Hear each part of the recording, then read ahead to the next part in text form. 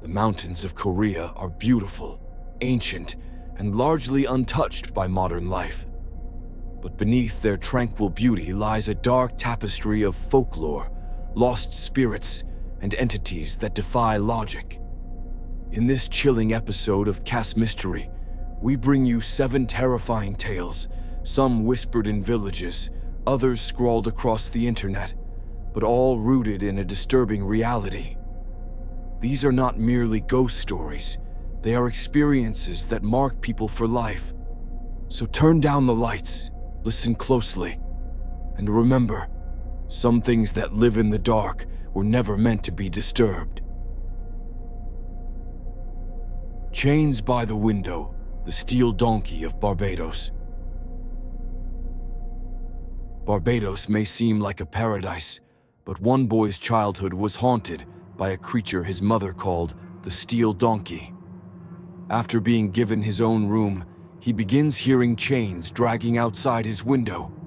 His mother dismisses it with an old folktale warning of a monster that drags away naughty children. But the boy's fear turns real when one night he hears the chains closer, then hooves at the door. A tall figure appears, silent but menacing.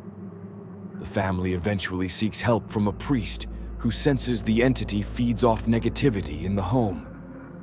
Even after the cleansing, the figure returns, this time inside the room, whispering sweet dreams. Years later, the now-grown man still hears the chains on restless nights. The Forest Shrine, the Wrath of the Dobi. A young Korean boy named Jun is sent to stay with his grandparents in a mountain village called Gosong. Isolated and bored, he mocks an old mountain shrine meant to honor the Dobi, a Korean spirit. He eats the rice cakes, drinks the soju, and topples the altar. That night he hears tapping on the windows, followed by a whispering voice saying, "I accept your offering." Days later, his grandfather's rabbits are found mutilated, their organs arranged in unnatural patterns. On June's final night, the electricity fails. A creature appears in the lamplight, red-skinned, horned, and smiling with a mouthful of broken pottery teeth. He runs barefoot through snow, collapsing at the shrine. His grandfather finds him and asks one thing: "Did it touch you?" Lights Over Missouri, the UFO by Scott A.F.B. 16-year-old Tyler is bringing in trash cans on a winter evening near St. Louis when he sees a bright, fast-moving light in the sky.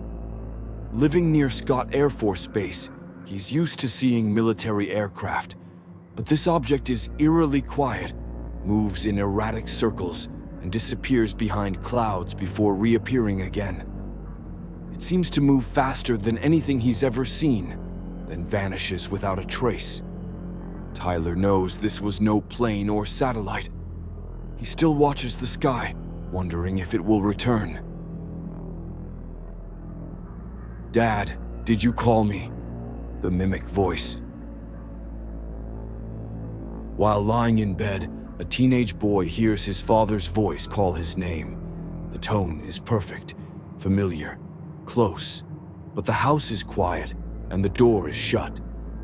When he opens it, no one is there. He asks his dad the next morning, but his father denies it. It wasn't a dream. The voice was real, but whatever used it wasn't. House of Crosses, Horror in Minnesota.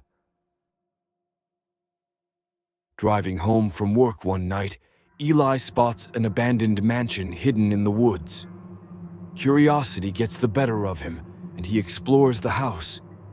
Inside, every wall is covered in inverted crosses.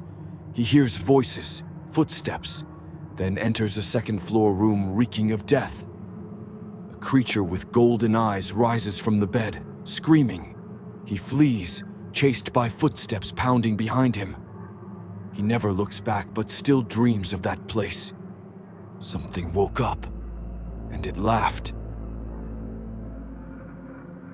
The birthday shadow, a family's curse. Every birthday, a tall, dark figure haunts a family. It hides on stairs, beneath beds, and on the balcony. Only the children can see it. The figure becomes most active during the birthdays of the parents, which fall 2 days apart. Once, the narrator wakes with claw marks on his leg. The shadow figure never harms the adults, but it waits, always lurking, especially when fear is strongest. Prayer seems to repel it.